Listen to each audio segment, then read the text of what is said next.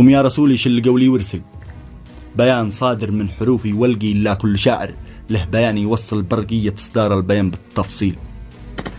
بسم الله الرحمن يا حرفي شل، أبيات تمطر من حروفي سجيل تقذف حمم تحرق هواجي سلكل وتبيد أكبر شاعر بهذا الجيل. ذي هاي تسه قد التحدي ينزل لكن ويتحمل عذاب التنكيل. تنويه لا تنحط بموقف مخجل لا كنت مش قد النزل والتعزيل. ومن يخاف يبقى فقط متأمل يفعل له جاسه إيقاف التشغيل ويشاهد الحرب الذي بتحصل. دماء من راس القوافي عتسيل، أشتي أرى نار القوافي تشعل تقدح شرر ما ترحم أحد وتشيل نووي حروفي جاهز إنه ينفل والهاجس تخصب وقيد التفعيل ومن تعامس هاجس يستقبل تدمير شامل يمحي اسمه ويزيل.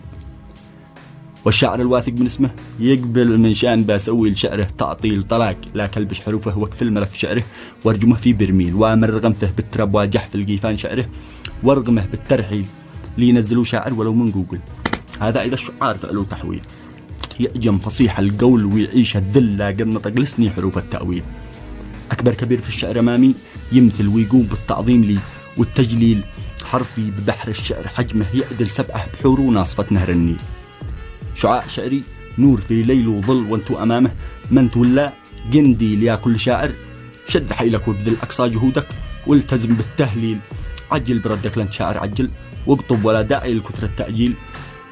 شرط النزال الرد منك يبطل إذا تكرر قاف من ملي ميل مشتي الشاعر يحمل بقلبه غل على قصيدي إذا نزل لا تقليل ونأنفي الشعراء ولا بنقلل والقصد واضح ما نود التضليل ومن يعجزني حرم لا عزل واترك مجال الشعر وافعل توكيل ميدان حرب الشعر ذي بايفصل والحكم للجمهور وقت التحليل.